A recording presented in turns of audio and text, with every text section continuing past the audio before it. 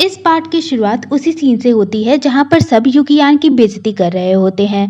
तो ये देखकर चुआन्यू सबके सामने आ जाती है और चुआन्यू को देखकर यूकियान तो बहुत खुश हो जाता है। फिर बाई चुआन्यू से बोलती है कि तुम यहाँ क्या कर रही हो, पर चुआन्यू उसकी बात का जवाब न देकर वहाँ मौजूद लोगों से कहती है कि आप लोगों को परफॉर्मेंस देखना पसंद है ना। तो फिर वो ली को बोलती है कि इन्हें अपना एक अच्छा सा परफॉर्मेंस दिखाओ, पर ली को तो कुछ समझ ही नहीं आता। तो चुआन्यू उसे धीरे से बोलती है कि इस जगह को बर्बाद कर दो। तो ली ओके बोलता है और उस जगह को तोड़ने लगता है और साथ ही वो ऊल जरूल बातें भी कर रहा होता है, जैसे दक्षिण के पर्वत के शेर को ऐसे मुक्का मारते हैं और उत्तर के समुद्र के अजगर को ऐसे लात मारते हैं। और उसकी ये सारी हरकतें देखकर एक बार तो बाई भी डर जाती है। तभी वहाँ जो गार्ड होते हैं वो उन दोनों को पकड़ने के लिए आते हैं। तो ली उन सबको अपने पीछे भगाने लगता है और इस टाइम पर चुआन्यू यूकियान के पास जाती है और उसे अपने साथ भगा ले जाती है। फिर ली भी वहां से भाग जाता है और बाई जो गुस्से से ये सब देख रही होती है वो बोलती है कि तुम बस इंतजार करो और देखो कि मैं क्या करती हूँ। इसके बाद हम उन तीनों को वापस अपने घर पर देखते हैं जहाँ वो तीनों हंस रहे होते हैं। फिर यूकियान चुआन्यू से बोलता है कि तुम शीशी से ज्यादा सुंदर हो। तो इस बात पर ली उल्टी वाला फेस बना लेता है। तो चुआन्यू उसे एक चाटा मारती है। फिर ली वहां से सोने के लिए जाता है और साथ ही वो यूकियान को भी अपने साथ ले जाता है और पीछे से चुआन्यू यूकियान की बात को सोचकर बहुत ज्यादा खुश हो रही होती है।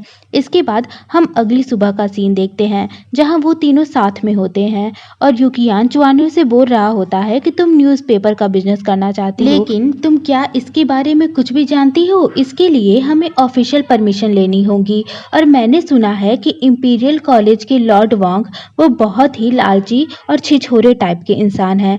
तो ये सुनकर ली बोलता है कि ऐसे तो काम नहीं बनेगा। तो चुआन्यू बोलती है कि मैं समझती हूँ, मैं तो बस अपने थॉट को बता रही थी। फिर वो बोलती है कि हमने बाई को पूरी तरीके से नाराज कर दिया है, तो अच्छा यही होगा कि हम कोई दूसरा रास्ता निकालें। फिर वो ली की तरफ एक बुक करती है जिस पर लिखा होता है स्टारलाइट तलवार मैनुअल और फिर चुआन्यू ली को अब तक की मदद के लिए थैंक्स बोलती है। तो ली भी उस बुक को रख लेता है। फिर यूकियान जियांग्यू न्यूज़पेपर पढ़ता है जिसमें चुआन्यू और यूकियान के बारे में बहुत ही बुरी बुरी बातें लिखी होती हैं कि यूकियान ने अपने मैनेजर चुआन्यू को बहकाया है और भी फालतू की बातें उन दोनों के बारे में लिखी होती हैं और साथ ही ली के बारे में भी कुछ कुछ बुरी बातें लिखी होती हैं।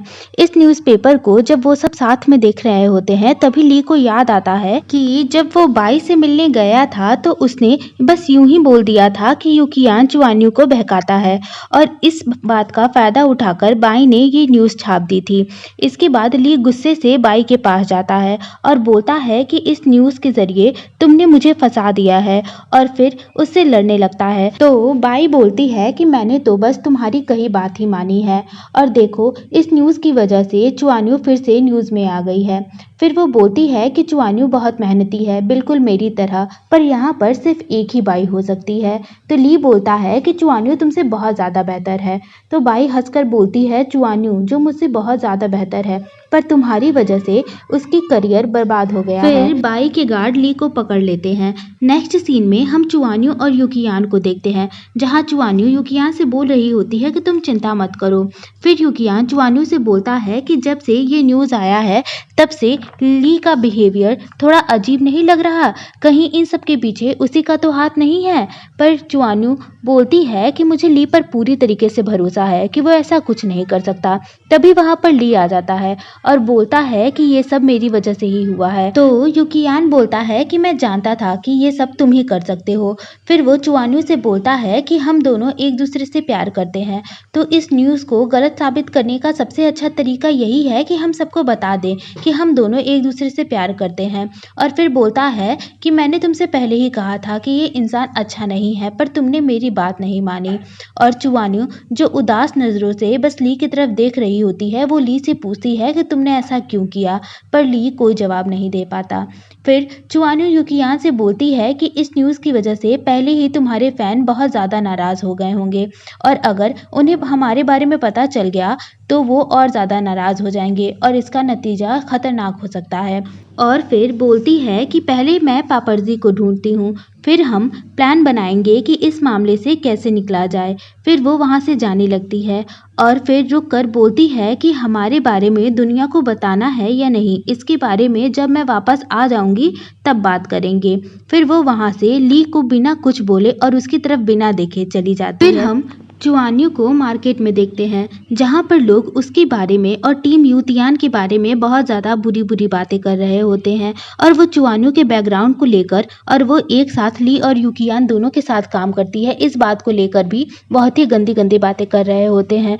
तो चुआन्यू वहाँ से जाने लगती है पर कुछ लड़कियाँ तो उसके पीछे ही पड़ जाती हैं और उसे रोक कर उसके बारे में बुरा भला बोलना शुरू कर देती हैं।